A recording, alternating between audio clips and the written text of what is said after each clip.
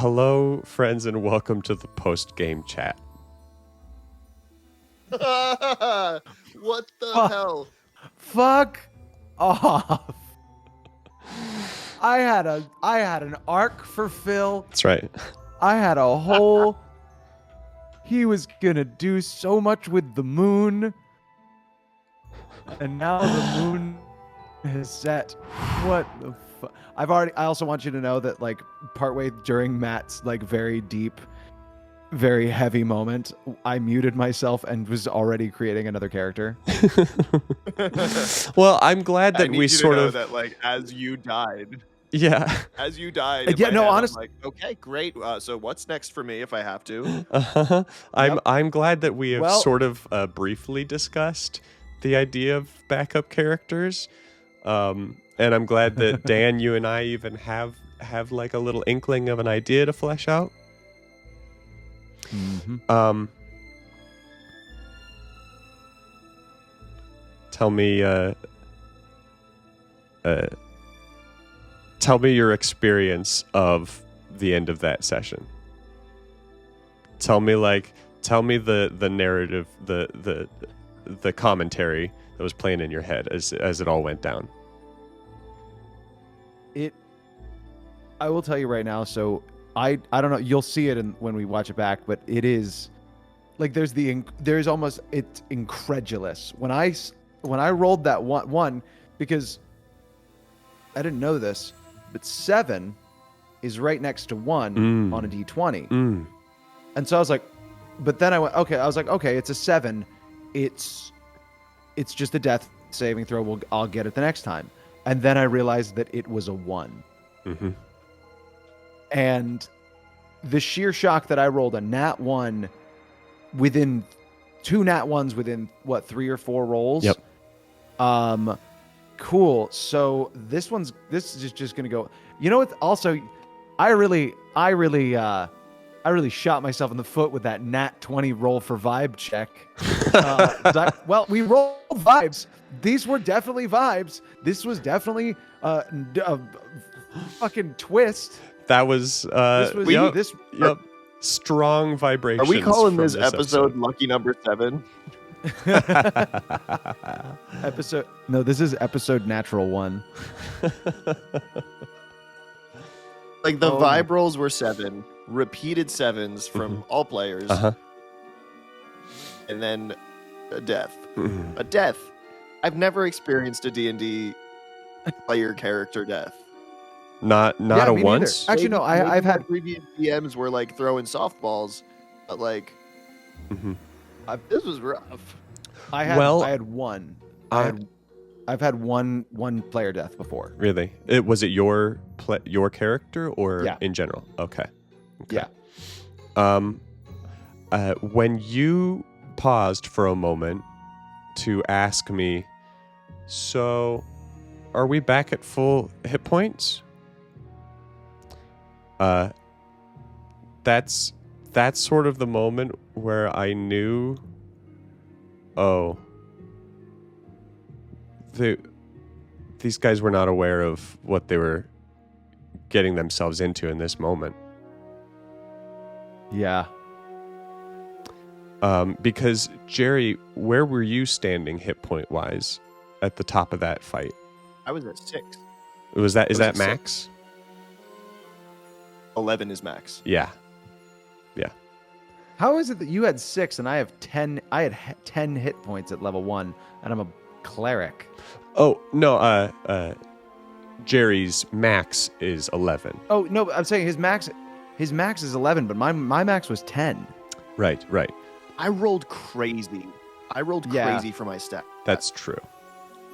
That's bananas. And clerics are only a couple, it's only one die size larger for hit points than rogues are. No, that thumbs up is a lie. That's not how I feel. That is not indicative of my true feelings. It doesn't come up on. I don't see it on your screen. Oh well, it's at least on the audience is gonna see it because it is coming up in the recording, which is a bummer. Which I kind of dig. So Oh, Jesus H. On the one hand, I am bummed that I don't get to follow Phil going forward. On the other hand, the thing that I love most about Darkest Dungeon is the like chemical emotional reaction that it elicits due to its tone and due to its severity and its difficulty. And this first session was the appropriate tone. Now, is every fight going to be a player death? No. But, there's a reason why I want to do the gritty healing rules variant. There's a reason why I want long rests to mean you have to spend a week in town recovering. Because I don't want to pitch you guys up against many fights, but I want every fight to mean something. Success on that front. Matt, what do you think this means for Jerry going forward?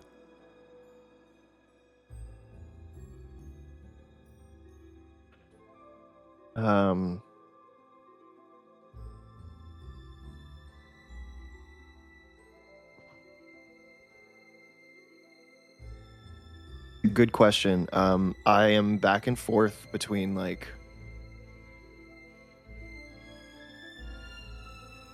I think he's going to be more careful. I think he has to be more careful. I really thought it was going to be fun to make the joke about, the two random people stooping in the bushes. But, it led to my new friend's demise. Be hiding a lot more when I need to. But, I've considered that Jerry might be the kind of person who wants to turn back around and steal that horse and ride back to his family. Of course. I don't think he can do that.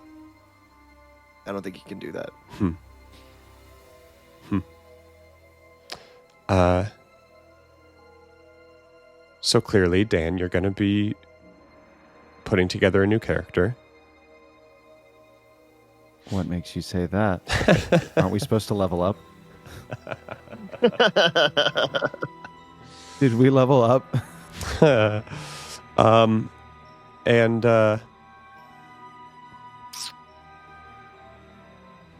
I'm interested to see that. I think naturally this is going to happen, but also I think narratively and, in terms of a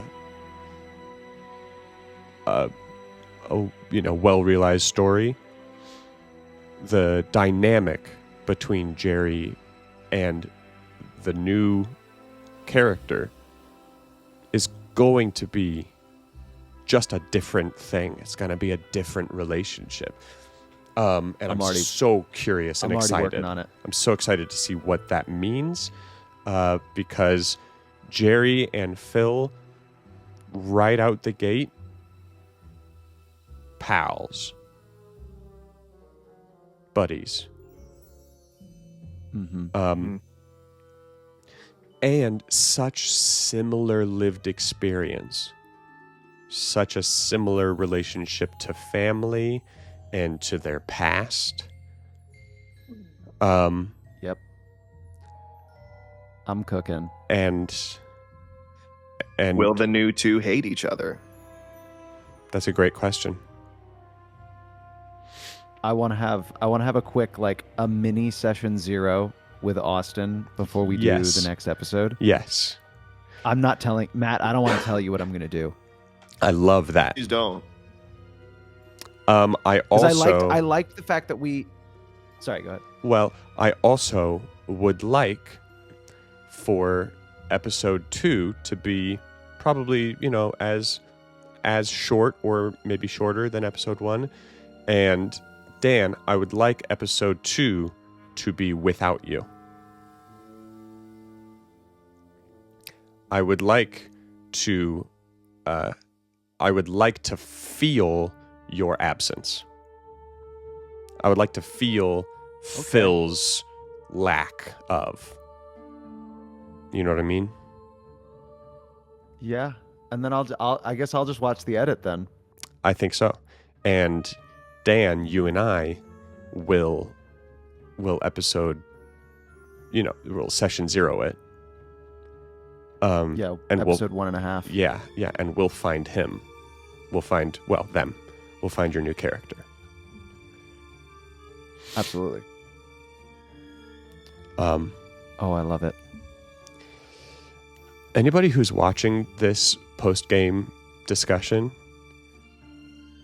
I want you to know that the weight of the end of session 1 and of this talk not choreographed, not planned ahead, not manipulated for a certain outcome. That's not the way that we're gonna roll. So,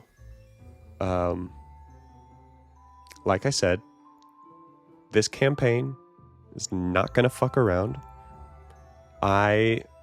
As a DM, I think that's sort of,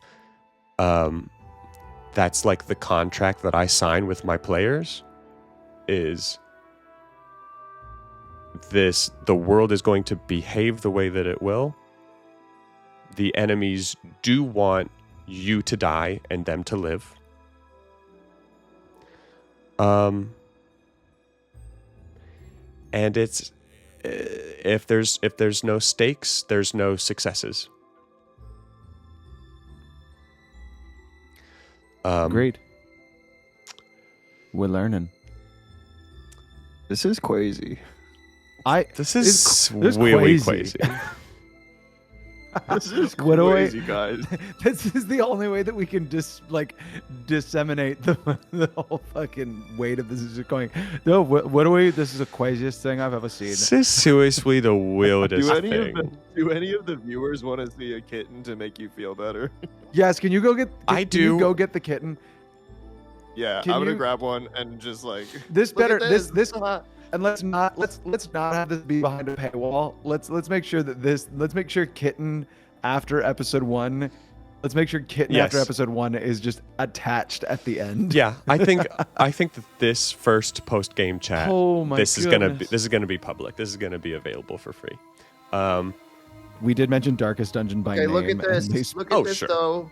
Hey, hold him up. Hold him close. Hold it. Oh my god. Okay. There you go. Thank you. Perfect. See, it's not so bad because there are still kittens. Yeah, kittens. Yeah, there's still real in this world. Okay.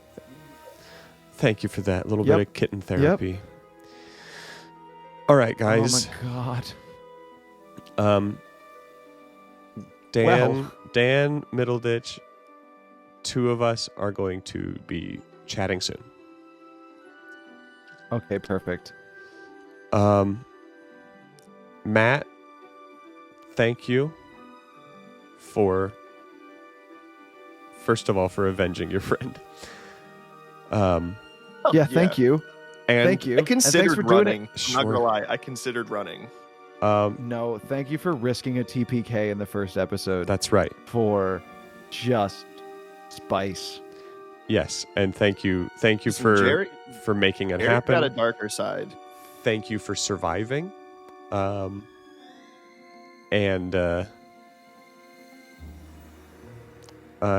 thank you anybody who's watching for watching.